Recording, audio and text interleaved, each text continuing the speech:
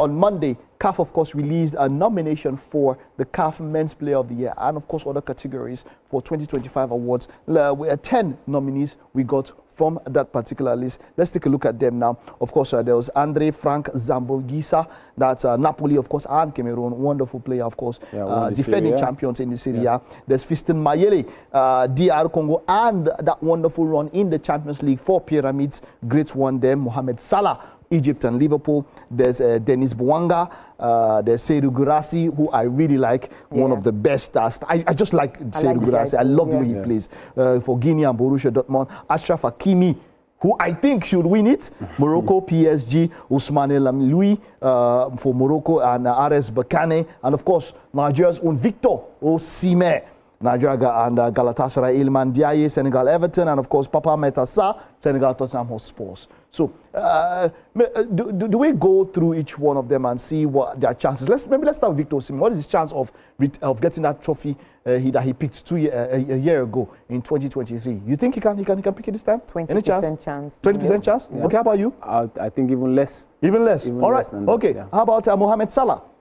Because he won the league with Liverpool. And then, of course, highest goal scorer, highest assist. Yes, so maybe 50%. And the league is playing. And the league is playing. So that league should count very high. Achraf Hakimi, what do you think about Achraf Hakimi? 100%. You want this man to win it? Are you whining? I love it. See, I love it when defenders. I've always said it that football has an attacking bias. Someday we'll have that discussion. I feel there's too much focus, and maybe rightly so in some ways. But I feel like there has to be that point. Look, everything is part of it. And then when a defender does so much and they start even scoring, they start contributing to attack. How many attackers do we know contribute? You know, but then that's why I want to say that this guy is not even a defender. He's more of a wing back.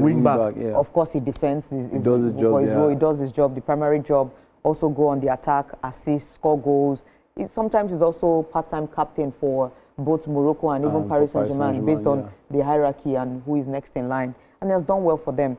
Club-wise, the criteria are to win trophies, definitely teamwork and all that. And they won 4 trophies. 4 trophies, Chelsea was the only reason why they did not win 5. They did not win 5. That's to make one team that to would have win been 5 trophies else. for the first time in Europe. You know, to break that or to make that record. And they've already won one this season. That's the Super Cup. The Super Cup. And we're talking about the chances of Mohamed Salah, of course, where he plays, and then Achraf Hakimi, who we think are the two.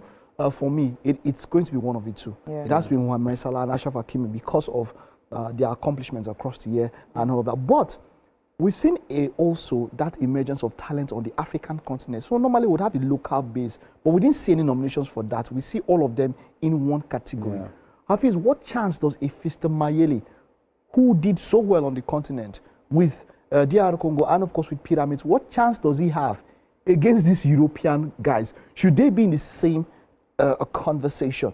What chance does he have? Yeah, I think that's one thing I like about CAF this year, because they've decided to blend everything together. That performing on the European continent is almost like the same also performing right here in Africa. If you can win the CAF Champions League or the Confederations Cup, it should count for something for you as a player. And Mayele, like we mentioned, he scored crucial goals for Pyramids as they went on to win the CAF Champions League, defeating Sundowns. So it's good that they recognized him. Maybe Europe is still going to count better at the end of the day. I mean, look at what Achraf Hakimi did as a right back, getting the treble, picking up trophies, and it was not just a passenger at his club. It was very, very instrumental. I know people will say you can count a lot of PSG players that contributed to that, but then as an African and also doing his job, not an attacker, not living in that attack bias, like you said. So for me, I think it's a good one for the players that play in Africa, the RS Berkane player as well.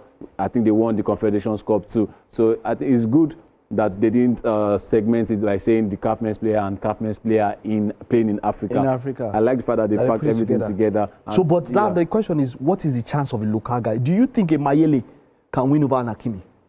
That's why I said Europe will still. I think Europe will so what's the point? Then leave it for them. If Mayele can win the Champions League, you understand? He didn't win their league and all that, but and then it would seem as though you will not compare him. It's almost incomparable. Do you understand? Then maybe they should leave the African one and just give the Africa, because really, can he win it over Salah? If Salah was the number one contender, can Mayele win it over Salah? So that's continue to encourage them. Exactly. I feel like for what Afi said, also to put them with the big boys to make them feel I was nominated. Yeah. You know. Then if you want to make it sound, then for me, them want to do, for me, then give him Mayele or Lamlioui. Would he have the chance? Ever get nominated? He was nominated from South America. He was nominated. What are we saying? But you see, a lot of things about the Ballon d'Or that people don't understand is that the rules have changed over the years. Up until the 90s, it was not open to players that were not Europeans, even playing in Europe. Yes. And then from 1995, the first non-European that won it was George Opongwe. That was when it was open to players who are playing in Europe that are not nationals or that are not, that are not Europeans. Yeah. And then after then, it's been moved. The bars moved back and forth. You see a few things here, and then it now moved to let us get now players playing around the world that are Europeans. Yeah. It comes in at some point, and then that's where the whole thing with the Ballon d'Or and the FIFA World Best, which is now FIFA's best, has been changing. And then they messed it up in 2010 when they decided to come together.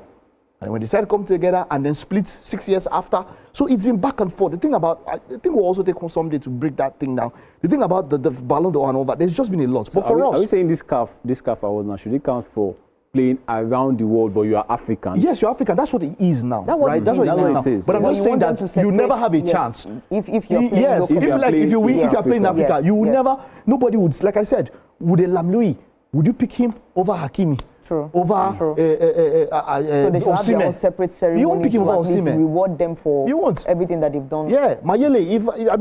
If this thing comes out and Mayele is picked over Achraf Hakimi, plenty will cry foul. Of course. Like, look at where Achraf Hakimi is playing. Achraf Hakimi is playing in PSG. The PSG, do you know PSG? As against pyramids, if PSG and pyramids should come today and play, they will spell pyramids of Egypt. Point taken. You're right. No doubt. But I think it's a way of trying to promote the inclusion, African scene as well. Okay. All right. But all right. I think I support the fact that because you cannot walk your behind off all year, and then the only reward you get is, I was nominated with these big boys. Let us have our own separate awards. Just recognize us that we're doing something in our local league. All right. Okay.